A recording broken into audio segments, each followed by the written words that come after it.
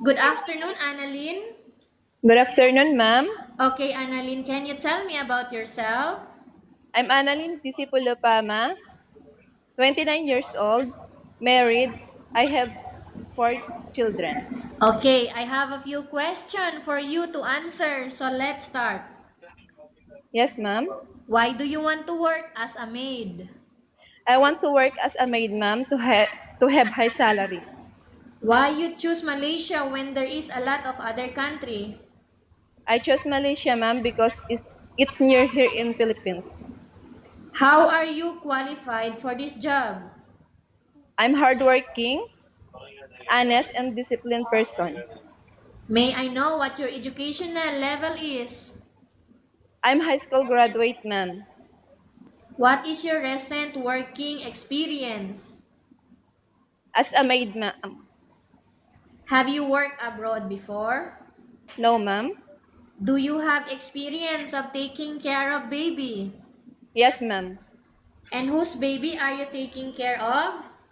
My children's ma'am. How about elderly? Willing to learn, ma'am. Okay, do you have any other special skills? Yes, ma'am. Are you willing to learn new skills? Yes, ma'am. Are you willing to work with a family where the mother-in-law or any relatives stay together? Yes, ma'am. Currently, are you still working now? No, ma'am. Do you know how to cook? Yes, ma'am. What sort of food can you cook? Filipino foods, ma'am, like adobo, tinola, nilaga, menudo, and paksiw. How about other dishes like Chinese food, European, Indian food, and Malay food? Willing to learn, ma'am. Okay, are you aware that you will have to do washing, cleaning, ironing, and cooking? Yes, ma'am. From all the house chores like washing, cleaning, ironing, and cooking, which do you Yes, like most? cleaning, ma'am. If ever you were selected to work in Malaysia, who will take care of your kids? My husband and mother-in-law, ma'am. You are not allowed to use handphone during working hours. Yes, ma'am.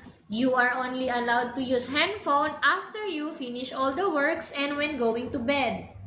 Yes, ma'am.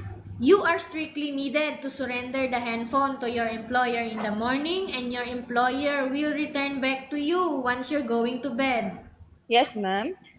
If ever your employer finds out that you're abusing of using your handphone and it's affected your work performance, your employer will confiscate your handphone and you are not allowed to hold it anymore. Yes, Instead, ma'am. your employer will allow you to call to your family 3 times in a month. You only allowed to bring normal phone and you are not allowed to bring smartphone. Are you agreed for the terms and condition?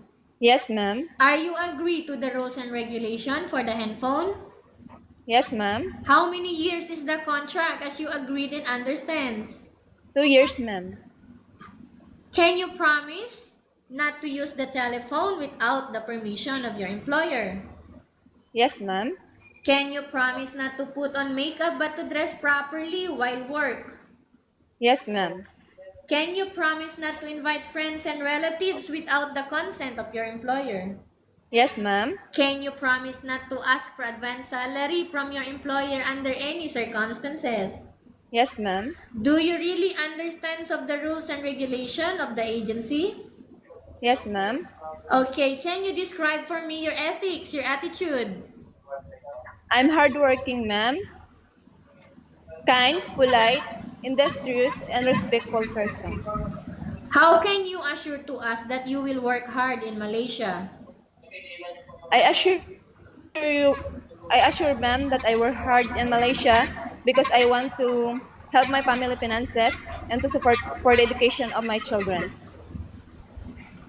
Do you pay any placement fee for you to come to Malaysia to work as a maid? No, ma'am. Do you have any history of sickness, breast cancer, or any other illness? No, ma'am. Do you suffer from any skin diseases, allergy, or physical defect? No, ma'am. Have you suffered from any serious illness? No, ma'am. Do you smoke? No, ma'am. Have you undergone any operation? Yes, ma'am. What operation was that? Ligation, ma'am. Since when?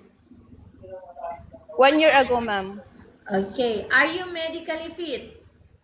Yes, ma'am. Are you in any medication? No, ma'am. Are you allergic with any food? No, ma'am. Are you preferred to work for the employer of any race? Yes, ma'am. Are you preferred to eat the type of food taken by your employer? Yes, ma'am. Are you afraid of being left alone in the house? No, ma'am.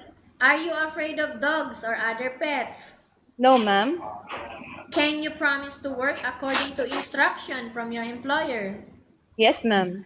Do you have any immediate family working in Malaysia? No, ma'am.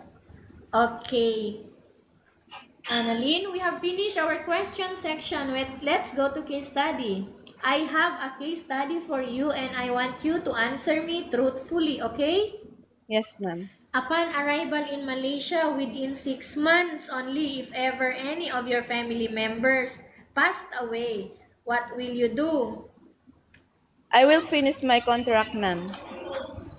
Tell us about yourself and why do you want to work in Malaysia as domestic helper? I'm annalyn pama. I'm I want to work in Malaysia because I want to help my family finances and to support the education of my children. Okay, Annalyn, what do you want to tell to your employer who are watching your video right now?